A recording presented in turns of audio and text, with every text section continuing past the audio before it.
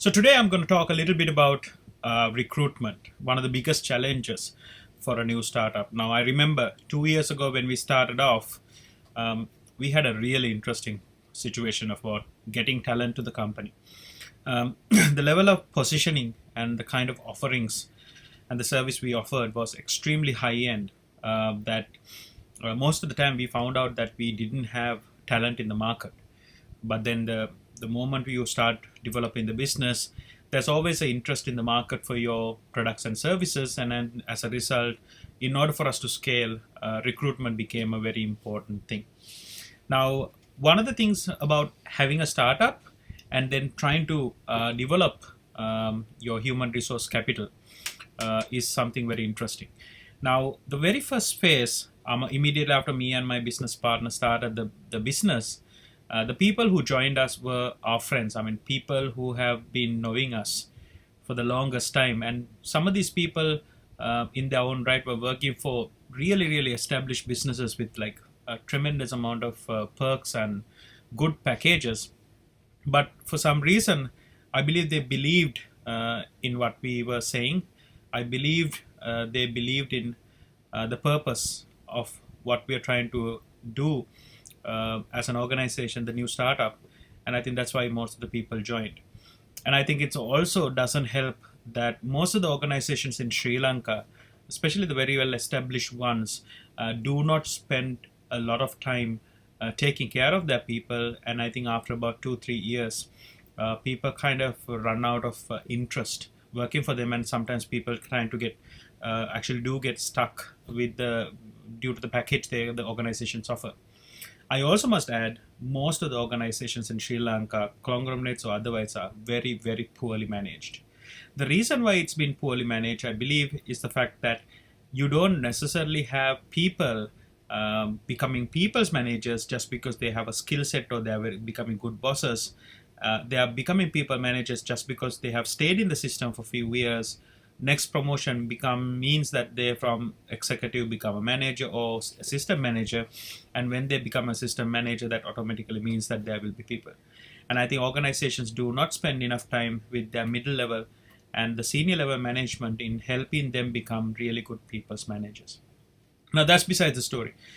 So in my series of today, which is episode 4, and I want to talk a little bit about recruitment. So, as the very first stage, if you're a startup and other than beyond your two founders, you need to find good people who have been knowing you, who believed in you, and who also wants to take a journey. Now, what do you have to offer in return?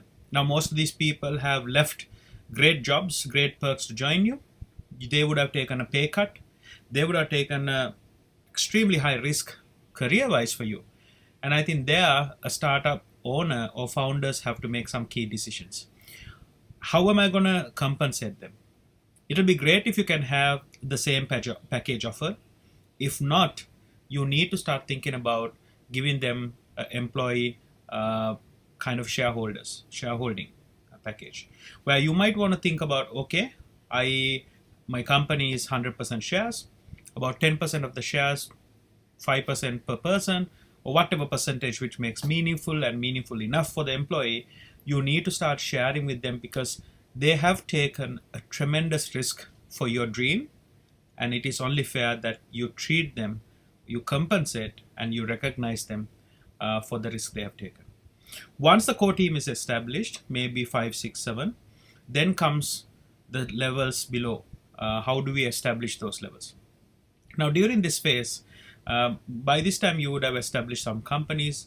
Recruitment becomes a little less complicated and hard, but still most of if you're trying to recruit at a 19, 20, 21 type of phase, it becomes more or less like, why would anyone want to leave a management trainee position in a leading conglomerate and come here? It doesn't make sense to the young person. It also does not make sense from a parent's point of view, because parents would play a significant role in probably their first job position. At that time, I think it's really important that you become visible.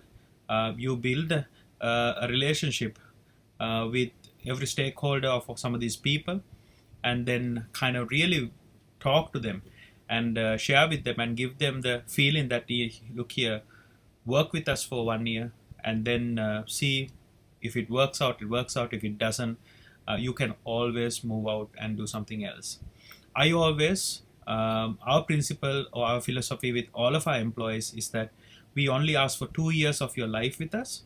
First 6 months, you will go through a very, very, very hardship where you're learning everything from absolute zero. And then after 6 months, you will start contributing as an to the organization, and the next 1 year where we will really start evaluating them for the innovation and for the ideas and for the commitment they bring to the table. After 2 years, we would like, as the founders of the company, be able to give you reasons to stay with our company, not the other way around. You don't need to stay because you have stayed for 2 years.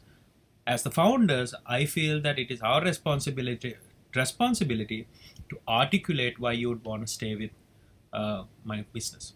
Now, where do you get recruitment? For us, most of the time I had worked with word of mouth, where people have spoken to someone and we have recruited, and some of the best recruitments we have had been on word of mouth.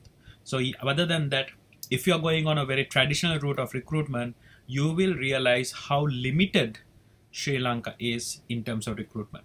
You only will always, like a prayer, you will put an advertisement on place like Top Jobs. You might do a Facebook type of a post boosting and try to get CVs. The challenge is, most of the time, 99% of those CVs that comes through probably are not of the caliber, not the standard that you actually would want for your organization. So for us, we always try to find a word of mouth being the strongest. Simple reason is that then it builds a confidence on the person who wants to join us, and it also tells us in ways kind of a de-risk our recruitment with the other person, because it comes from a good recommendation. We would assume it is a better CV or a better candidate. It, as always, it's an extremely tough process. The other important thing is that you have to be ruthless in firing people. As a startup, you can't afford to carry passengers in your organization, because one salary is a salary which is, for an average worker, is a salary that you could allocate for a high performance, and there's no question mark as to who will perform better for your organization. Now, oftentimes as a founder, that's one of the biggest challenges I have seen, where one side you are expected to be taking care of your team, but the other side you also have to have that frank conversation and let people go when they are not up to mark, and they feel that, when you feel that they don't really have the bandwidth or the goal to be in the organization. So recruitment is a very interesting landscape. For us, we try to follow a philosophy of hire fast, fire fast, where we try to hire someone soon as possible, and then we also try to fire them as soon as possible, simply because if they don't fit into the culture, if they don't have the skill set, if they don't have the competency, they don't have the integrity, they don't have this. The things I would look for in recruitment are integrity, commitment, discipline, and skill set is the last thing. Because in my area, in the businesses that we run, usually we have established there's no formal education, and most of the time there's really no benchmark to say you have worked in a 5 years in another leading organization will bring in the right talent to our organization. So for us, it's always a trial and error, and we are very transparent. I try to be very transparent at the phase where we say, now let's try it out and see if it works out. If it works out, we make sure that person has a roadmap and structure and development. But if the attitude is wrong, integrity is not there, we try to part ways as soon as possible, because that is just not a cost or a risk that as a startup that we could actually afford to take. Hopefully this is meaningful to you. I try to keep my recordings between 5 to 8 minutes, but it all depends on the content. These are all very kind of a very overview of stuff that I can actually give you, but you get an email. Ask Rohanji show at gmail.com.